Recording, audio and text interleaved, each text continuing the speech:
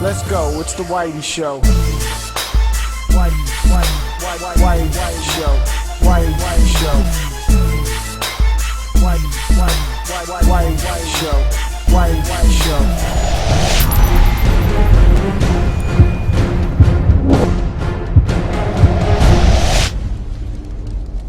The one feature that kind of stood out for me in the original Star Wars Force Unleashed was the story.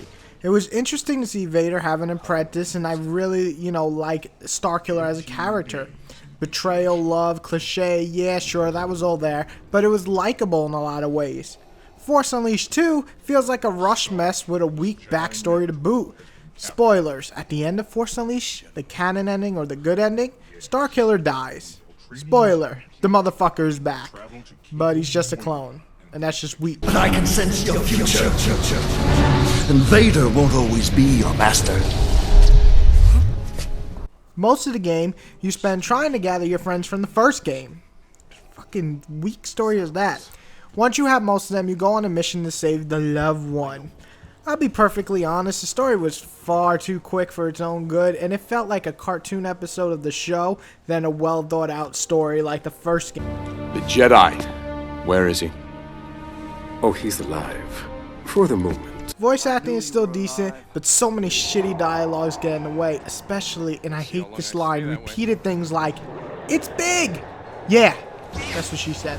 But really, every time a big monster or robot shows up, that's what you're gonna hear. And I also dislike the ending because it felt rushed and just stupid and silly and what the fuck? Overall, the story is probably the weakest aspect of the title. Funny, because the first one was actually really good and probably my favorite thing in the first game.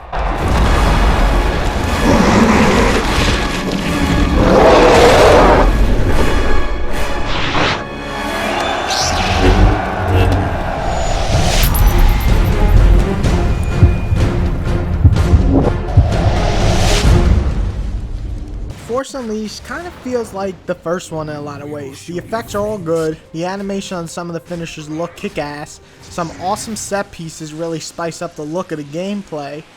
Design-wise, it looks similar to the first.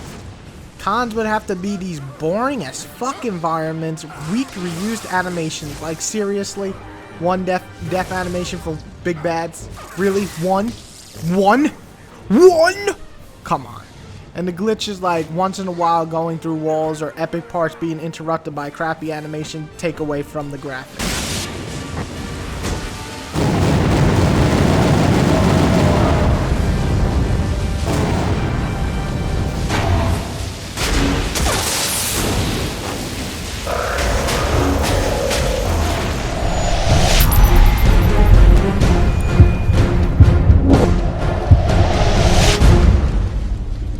I didn't love the gameplay of the first, but I will say I enjoyed it for what it was going for, feeling like a badass Jedi.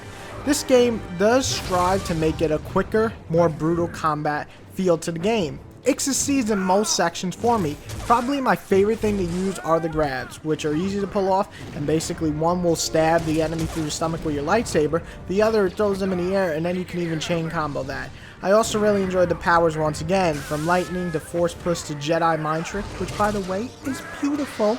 You'll make enemies fight each other, and once in a while when there's nobody to kill, they'll kill themselves.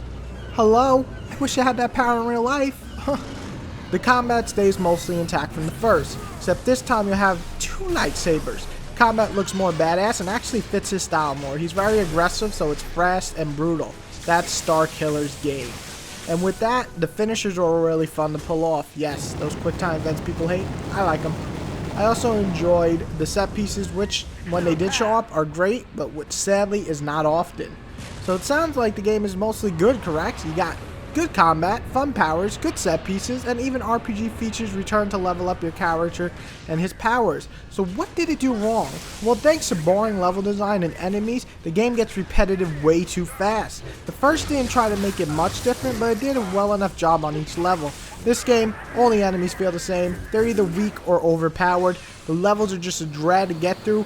There's no puzzles. Platforming is weak. But it is an action game, so, well, the game, does good in combat, the rest leaves a lot to desire.